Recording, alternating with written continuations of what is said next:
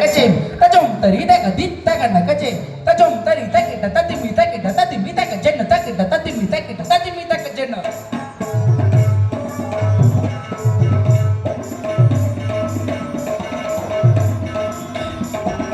ತದ್ದಿತ್ತ ಕಣ್ಣ ಕಚೆ ತಜಂ ತರಿ ತಕ ದಿತ್ತ ಕಣ್ಣ ಕಚೆ ತಜಂ ತರಿ ತಕಿಟ ತಕ ತಕಿಟ ತಕ ತಕಿಟ ತಕ ತಕಿಟ ತಕ ತಕಿಟ ತಕ ತಕಿಟ ತಕ ತಕಿಟ ತಕ ತಕಿಟ ತಕ ತಕಿಟ ತಕ ತಕಿಟ ತಕ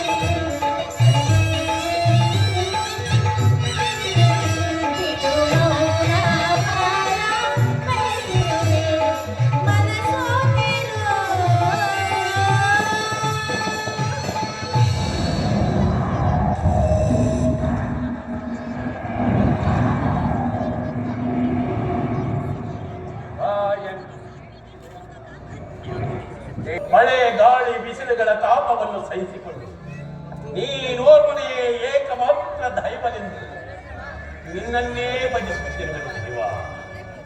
ಏ ನಿರಂಜನ ಮೂರ್ತಿಯೇ, ನನಗೊಂದು ಕಾಮಾತ್ಯ ಫಲವನ್ನು ಕರುಣಿಸು. ಈ ದಿನ ಅಗ್ನಿ ಸಾಕ್ಷಿಯಾಗಿ ಕೈ ಹಿಡಿದ ನನ್ನ ಧರ್ಮಪತ್ನಿ ಪ್ರಸೂತಿ ತನಗಾಗಬೇಕಾದ ಸಂತಾನದ ಫಲವನ್ನು ಬಾಯ್ಬಿಟ್ಟು ಕೇಳಿಕೊಂಡು ಹಾ ಎನ್ನ ದೇವ ಬರಬಾರದು ಎಂದು ಕೈಲಾಸದಲ್ಲಿ ನಿಲ್ಲಬೇಡ. ಬಂದರೆ ಬಹುಭಾಗ್ಯದ ಸಿರಿಯನೇನು ಕೇಳಲಾರೆ. ಒಂದೆನ್ನನ್ನು ಮನರಾಶಿಯನ್ನು ಈಡೇರಿಸಬೇಕೆಂದು ಬೇಡುವೆನು ದೇವ.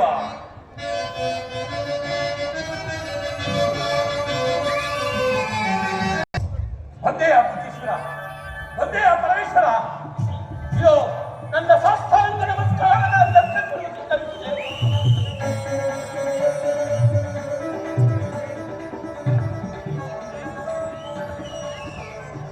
ಲಕ್ಷ್ಮಮ್ಮ ಹೇ ಶಂಕರನೆ ಸಸಿಧರನೆ ಖಡ ಚರ್ಮಾಂಬರನೆ ಅರನೇ ಪರಮ ಕರುಣಾಮೂರ್ತಿ ಶರಣ ಕಮಲದಲ್ಲಿ ಶಿರವನಿಡುತ್ತಲಿ ವರವೊಂದನ್ನು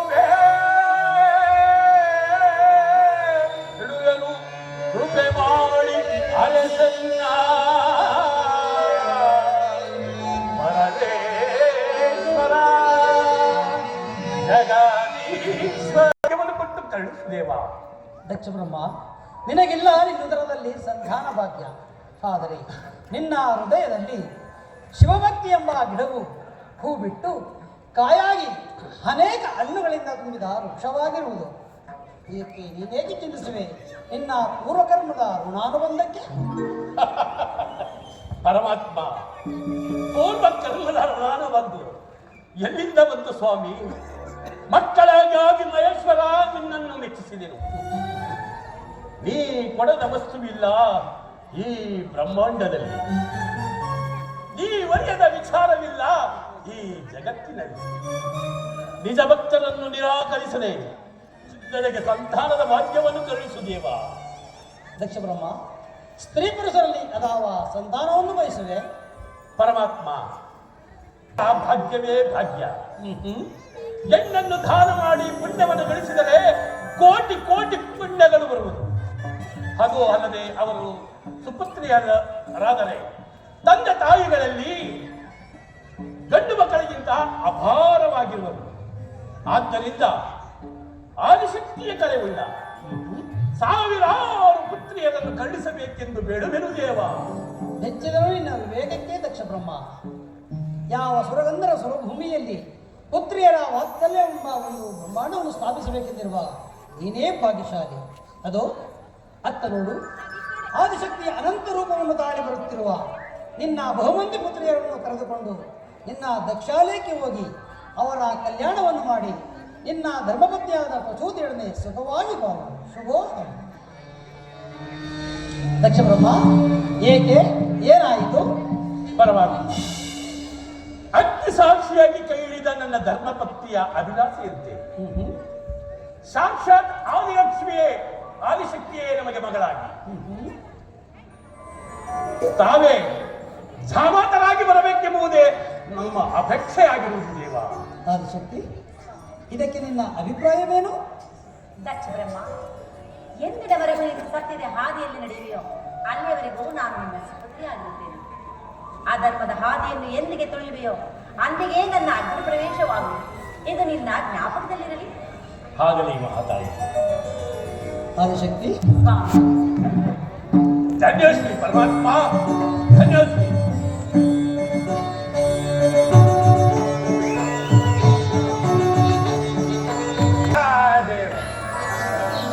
ನಮಸ್ತೆ ಸರ್ವೇಶಂ, ನಮಸ್ತೆ